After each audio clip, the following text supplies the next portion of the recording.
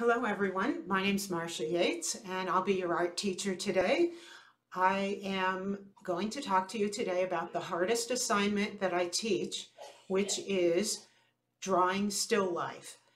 And the reason this is the hardest assignment is because you're learning and practicing new drawing skills that will be with you for your lifetime. And the more you do it, the better you get. The first thing you need to know is that you don't need to know how to draw a straight line. It's true. You can use a ruler for that. You don't have to know how. None of us is Michelangelo. We can gain confidence about the art we make. Anyone can learn to draw. I know this because I learned to draw. I wasn't born with the skill, although I really wish I had been. I really wanted to be, and I tried very hard for a long time to learn to draw without asking questions because I had no one to ask and because I was trying some of the wrong techniques. It wasn't until I went to college that I learned how to draw because I had an art teacher who showed me a technique that worked for me, and I'm going to show them to you. There's several methods that we're going to be learning. One is the basic shapes method. Another is the alphabet and numbers technique, which you may have learned by now, and the compass and ruler method. All of these techniques are really simple. Once you learn the method, you learn how to see. And you hear that phrase, you learn how to see as an artist. But really what that means is paying attention to details. You might see beauty in things that you never saw before because you're paying attention to details. And that's very cool. But the main thing here is to keep a positive attitude. Some people, like I said, are very good at drawing to begin with. You could call it talent, but it really is a skill. Anyone can learn to draw, and there is no one that I have failed to teach these methods to. The main thing is that you have to be willing, and you have to be willing to practice and not get discouraged too quickly. You'll get some success quickly enough, so you don't have to talk to yourself and keep positive for too long before you see the results of your practice. The reason I use the blocks like these is because they're easy to use the alphabet method with. And I find the alphabet method to be one of the fastest ways to learn to draw. So for example, this area right here is a square. You can see a square here. Here's a circle. And here you might see an upside down backwards L, or you might see a U shape here.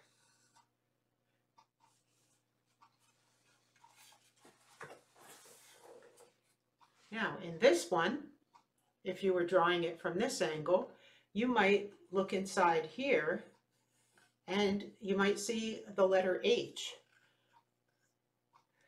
Let's see, right through here, here. You might see a backwards L. Oh, that's forwards for you. You might see a T over here, the letter T. Here's the cross piece and the vertical. That's how you have to think about it. I'd like to take a minute now and show you a drawing made by a student. Here's the sketch that she did, and she had fun coloring it afterwards. Notice that there's a big red oval here, and here's the still life where you can see the red oval, the green triangle.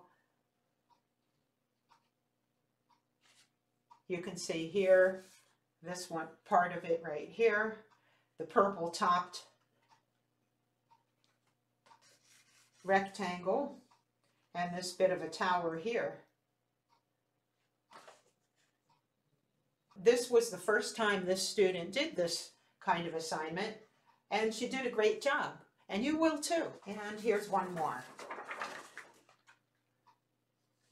Okay, this one's hard for you to see, even from a distance of a couple feet, so I'll bring it forward.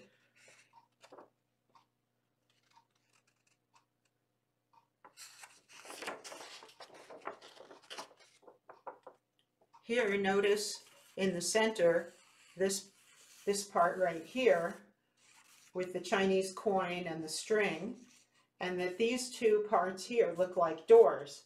And you can see a square, a V. Up here, you could see kind of a 7 if you were looking at them using the numbers method. Right here, there's an H with the cross piece a little bit low.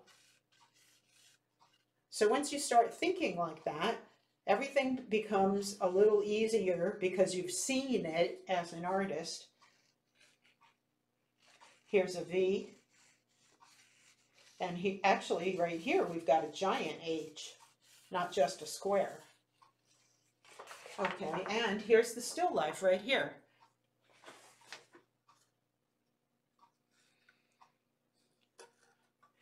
Right here, it's like the square and the H. And these are like doors, opening doors. And here's the top part that she drew that you could see in the picture. One of the other methods that we're going to use is the compass technique. Now, let me say before I demonstrate this technique that using this is one of the most accurate techniques to learn to draw with. It's quick and easy to learn, and it can be very satisfying because suddenly you feel like an artist, and it's very cool.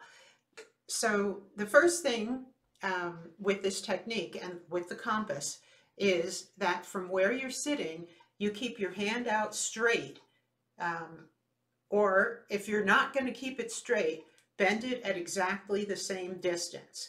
And then what you're going to do is you put the point and the pencil, both points, directly on where you see the block or whatever it is you're trying to draw. And with a compass, you're going to need to adjust the distance between here and here. So right now that's about right, but it's not quite right. So a little shorter.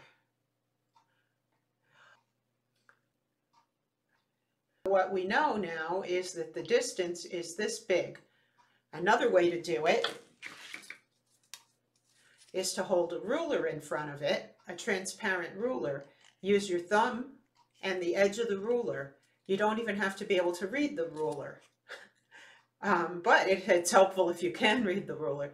So you put your thumb right at the bottom of the shape, and then you would transfer this to the paper. This is the measurement for the distance between here and here. So back to the compass, and not everyone has a compass. Sometimes all you have is a ruler, and you can even use a pencil, the same method, like this.